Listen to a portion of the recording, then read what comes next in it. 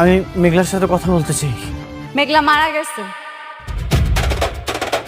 বন্ধুরা, গরিব ঘরের রাজপুত্র নাটকের গত পর্বটি যারা দেখেছেন তারা নিশ্চয়ই চোখের জল ধরে রাখতে পারেননি। নিরীহ মেঘলার জীবনে নেমে এসেছে সবচেয়ে বড় অন্ধকার। মেঘলার অনাগত সন্তানকে হারানোর সেই করুণ দৃশ্য আমাদের হৃদয়কে ভেঙে দিয়েছে। কিন্তু বন্ধুরা, মনে একটা বড় প্রশ্ন কিন্তু থেকেই যায়। আসলে কি মেঘলার সন্তান এই দুনিয়া থেকে বিদায় নিয়েছে, নাকি এর পেছনে লুকিয়ে আছে অনেকের চাচা চাচির কোনো ভয়ঙ্কর ষড়যন্ত্র? আজকের ভিডিওতে আমরা আলোচনা করব গরিব ঘরের রাজপুত্র নাটকের আগামী 38 নম্বর পর্বে ঠিক কি ঘটতে চলেছে।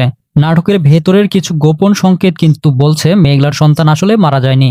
হ্যাঁ বন্ধুরা, পর্দার আড়ালে অনেকের চাচা চাচি এক ভয়ঙ্কর জাল বিছিয়েছে। সম্পত্তির লোভে এবং মেঘলাকে চিরতরে বাড়ি থেকে সরিয়ে দেওয়ার জন্যই তারা মেঘলার সুস্থ সন্তানকে সরিয়েছে, সেখানে অন্য একটা মৃত সন্তান রেখে দিয়েছে। আর এই জঘন্য কাজে হাসপাতালের কিছু অসাধু লোকও হয়তো তাদের সাহায্য করেছে। এদিকে সন্তান হারানোর শোকে পাথর হয়ে গেছে মেঘলা। যে অনেককে মেঘলা এতদিন ভুল বুঝেছে, তার মনে এখন চরম অনুশোচনা। অনেক বুঝতে পেরেছে মেঘলার কোনো দোষ ছিল না, কিন্তু ততক্ষণে হয়তো অনেকের দেরি হয়ে গেছে। হাসপাতালের বিছানায় শুয়ে থাকা মেঘলার সেই করুণ চাহনি যেন অনেককে হাজারো প্রশ্ন ছুড়ে দিচ্ছে।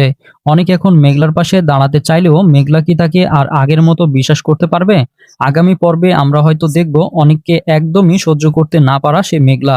কারণ মেঘলার আজকের এই পরিস্থিতির জন্য অনেক নিজেই দায়ী। যদি এই ষড়যন্ত্রের সত্যি সামনে আসে, তবে গল্পের মোড় পুরো বদলে যাবে। অনেক কি পারবে হাসপাতালের নার্স বা ডাক্তারের কাছ থেকে আসল সত্যটা বের করে আনতে? অনেক যদি একবার জানতে পারে যে তার সন্তান বেঁচে আছে, তবে সে তার চাচা চাচির মুখোশ টেনে ছিঁড়ে ফেলবে।